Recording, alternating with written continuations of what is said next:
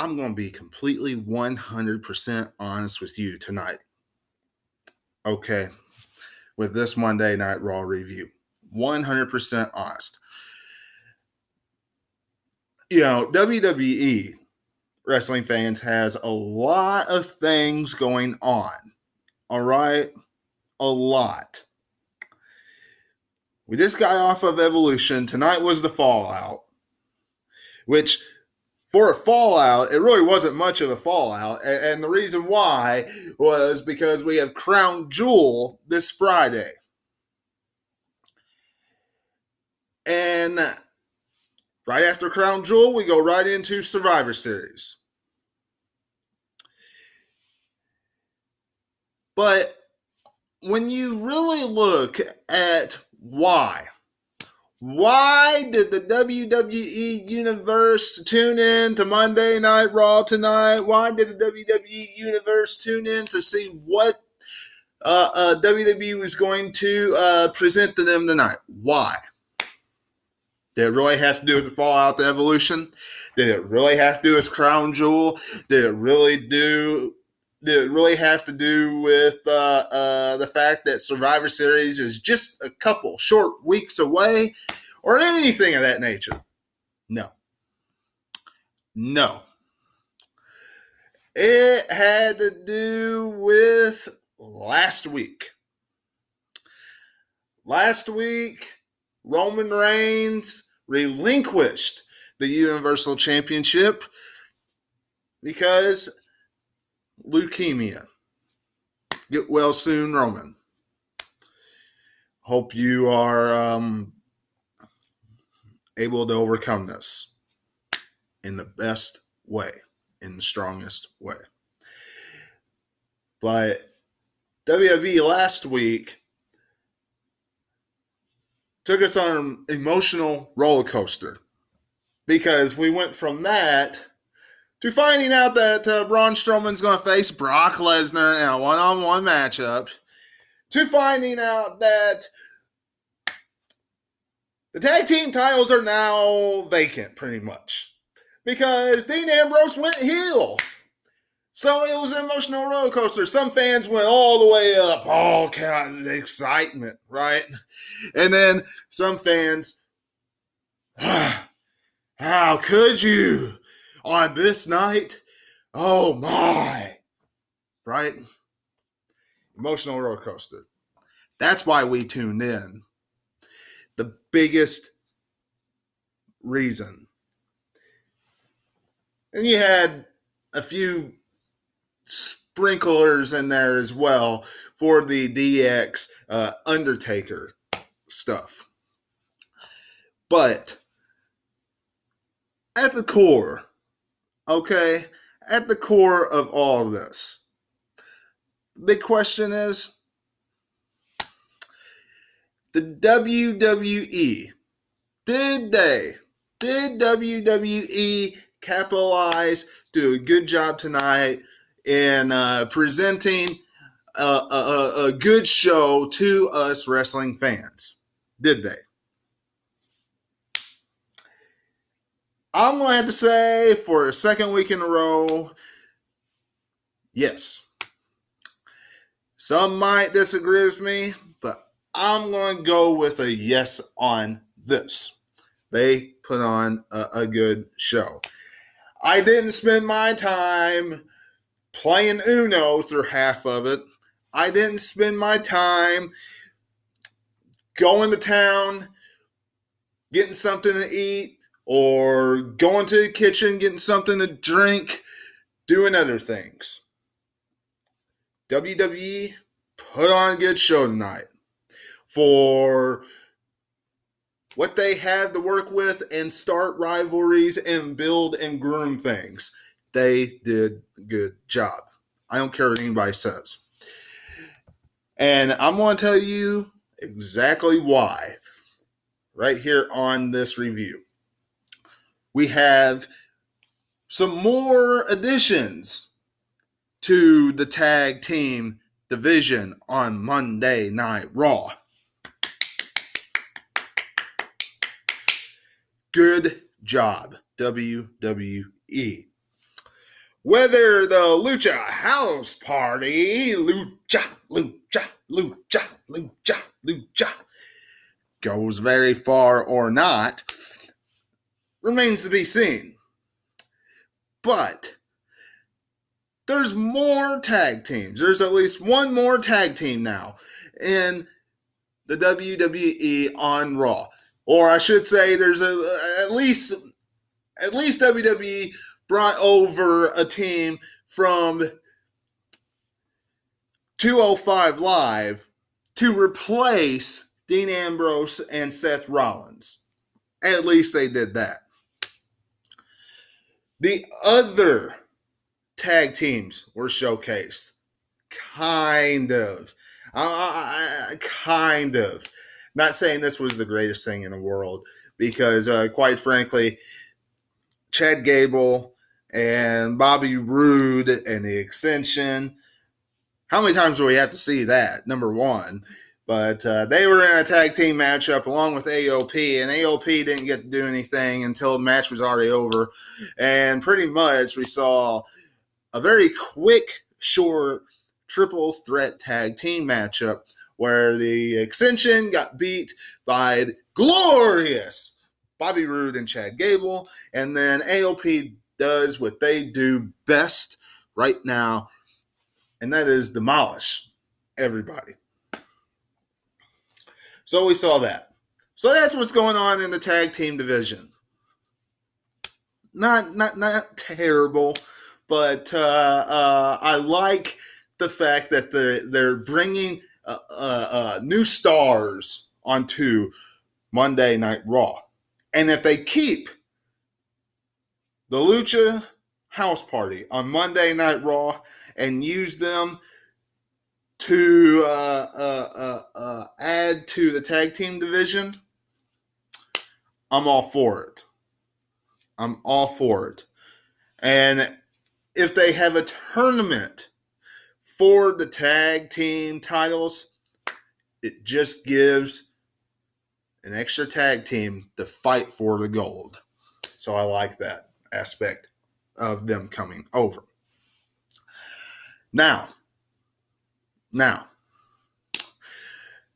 when we look at the rest of the show and the rest of the aspects of this show that I think WWE did a good job tonight, okay?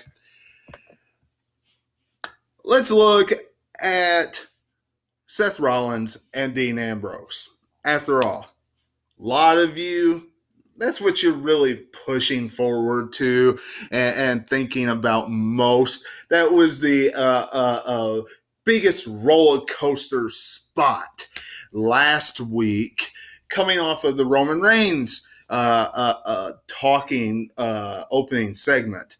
So let's dive into that. Seth Rollins coming out, wanting an explanation from Dean Ambrose. Dean Ambrose doesn't come out.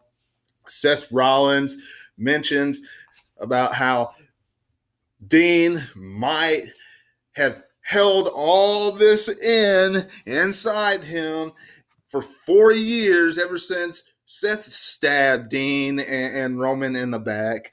And Dean just picked the worst time ever last week to unleash, all this hatred out and make it all about himself and things of that nature. And then, of course, Dean Ambrose does appear. And once Dean appears, it's kind of back to the old school Dean Ambrose, so to speak.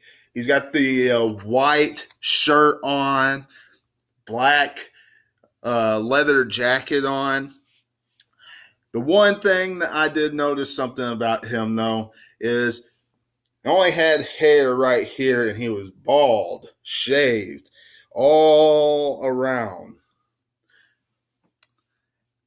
I like that look on him. It's a good heel look on Dean Ambrose. And I like the fact that during the promo and how Seth Rollins kept on wanting an answer, and challenging him to answer and saying, oh, well, at least when I stabbed you in the back, I gave you an explanation and things of that nature. Dean just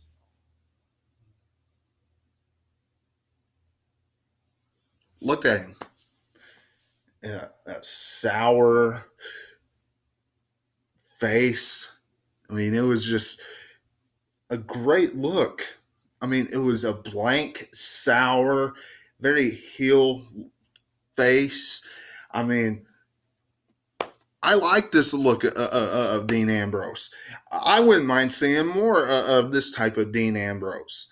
There was one instance where he played a little old school wrestling psychology of the heel wrestling psychology. There you go. Of him coming down the ramp or coming down through the about to come down through the crowd, and then he just stepped back. The only thing that was original about the Dean Ambrose character outside of what he was wearing with this heel turn. So I really enjoyed it. You all let me know what you're thinking about it in the comments below.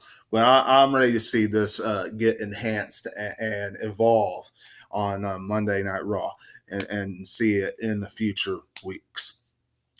Another thing that really stuck out for me in this, honestly, is the Elias promos. Now, some of you might say, well, we've seen this 100,000 times. Yes, but he's a babyface now. He's a babyface now, and quite frankly, I'm going to be honest with you. All right, Elias absolutely is fantastic as a babyface, getting on Baron Corbin's nerves, making fun of Baron Corbin. Is great to see. Absolutely love it. Can watch that all day long. Now, Elias with a match facing Jinder Mahal is a different story. I don't want to see that every day of the week. I don't want to see that every Monday night. So I hope Elias facing Jinder Mahal is one and done, and Elias gets put into a rivalry with someone that is important. If Baron Corbin can send a henchman out there to put into a rivalry with Elias that's important, then I'm all for it. But not with Jinder Mahal. That is cringe. It's just all I got to say about that. And I think everybody down in the comments below would agree with me. So let me know in the comments below. Nia Jax versus Ember Moon. A little friendship matchup, pretty much. The biggest thing to come out of this, okay, number one, Ember Moon deserves to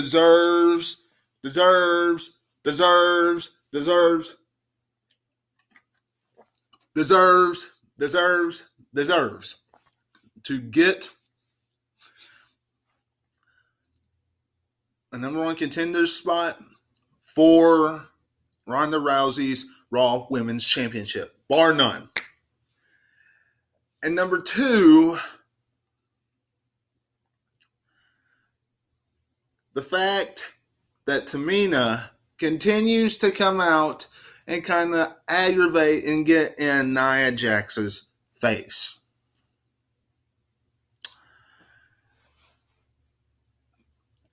This would be an excellent tag team if there are tag team championships put into the women's division, which has been rumored and rumored and rumored and rumored and rumored.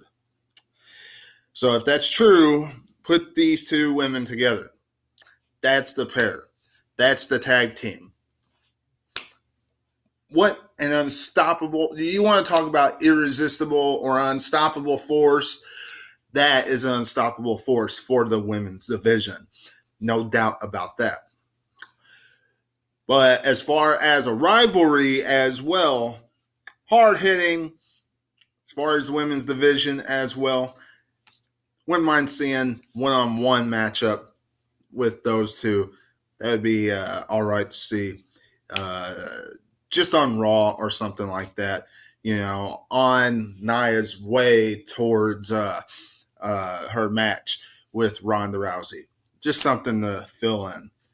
Building all this up between Tamina and Nia Jax, you got to do something with this instead of just them staring at each other and getting in their face all the time.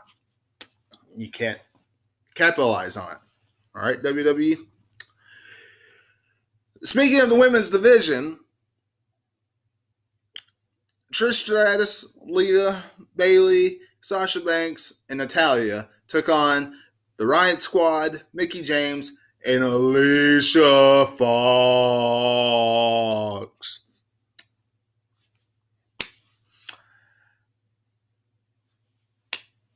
I don't know what WWE, I don't know what the fans out there, I don't know what anybody out there wants me to say about this contest. I really don't. It's nice seeing Trish and Lita back in the WWE ring. We're not going to see it very often. But is this something that we can really sink our teeth into and get invested in? No. So we go from a 6-woman tag team matchup to a 10-woman tag team matchup.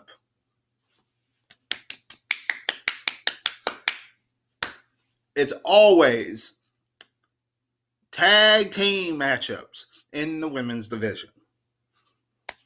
All right. Whatever. And then we go from all that with Monday Night Raw. And I know I'm skipping around here as far as how the segments go. But one of the things about Monday Night Raw that really just throws me down into the gutters,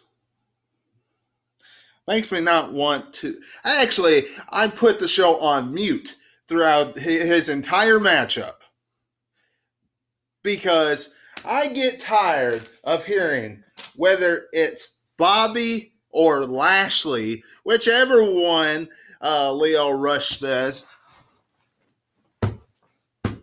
Lashley, Lashley, Lashley, Lashley, Lashley, Lashley, Lashley. I get tired of hearing that garbage come out of his mouth each and every week, each and every Monday. When I see Leo Rush come out to announce Bobby Lashley, I immediately hit the mute button. No one wants to hear that hunk of junk.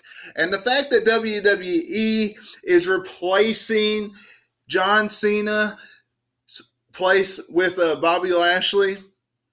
Bobby Lashley is replacing John Cena in the World Cup down in Saudi Arabia just because John Cena doesn't want to go to Saudi Arabia.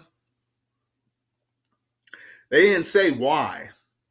They just said, oh, well, John Cena didn't qualify, but you qualified because you beat Finn Balor. Well, with that being said, okay, I understand that Bobby Lashley is going to qualify because Baron Corbin is a heel general manager. And Bobby Lashley's a heel right now. But Finn Balor has a victory over Bobby Lashley. So shouldn't Finn Balor be in the World Cup's tournament too? Shouldn't they have at least one more matchup or something? Even though I don't really want to see it, but shouldn't they have something to actually decide who is going to be in the World Cup? Because right now it's just 50-50 booking. I don't know if anybody else out there is going to really point that out tonight, but yeah. So, WWE, really poor way of replacing John Cena in the World Cup. Just throwing that out there for you. And for all of you that might think Bobby Lashley makes it out of the first round, no, he won't. There's no way he's beating Seth Rollins. And finally, the two big talking points of tonight, Brock Lesnar and Brothers of Destruction and the X. Look, Brock Lesnar and Braun Strowman, first off, I'm just going to throw this out there real quick, get this out of the way. WWE, make the right decision. Pull the trigger this Friday at Saudi Arabia. Please do not, and I am begging you, do not send us on another one of your 500-day title reigns of Brock Lesnar, where he only defends it 2 or 3 times, and he's only there for the build like he was for this matchup for Crown Jewel.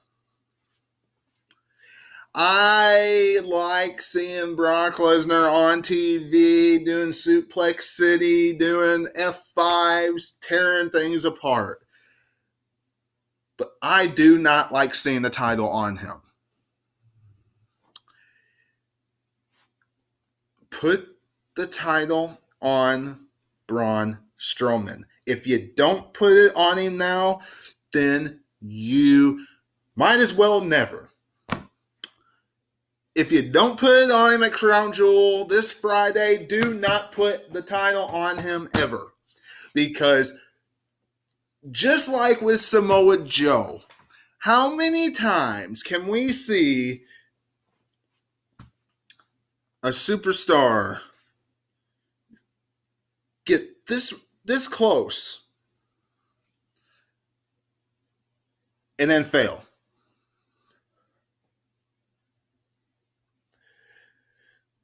Drew McIntyre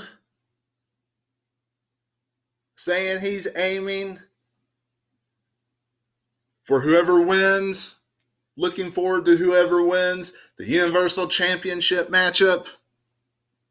Drew McIntyre has his eyes on the prize. If he has his eyes on the prize, if he has a foot for whoever wins that matchup, you had better put that title on Strowman and start up a rivalry there over the championship. And I'm done talking about that because the segment tonight to open up the show was pretty much Baron Corbin coming out with the strap over his shoulder and Paul Heyman telling Baron Corbin to shut up. You do your stick. I'm going to do mine. And then we saw 3 power slams and an F5. That's it. So, Wednesday, you'll see my full preview and predictions of what I think of that match. But anyway, the main event of tonight was DX and the Brothers of Destruction. And honestly, I remember tweeting out something along the lines of, it's going on 10 o'clock. And we still have not seen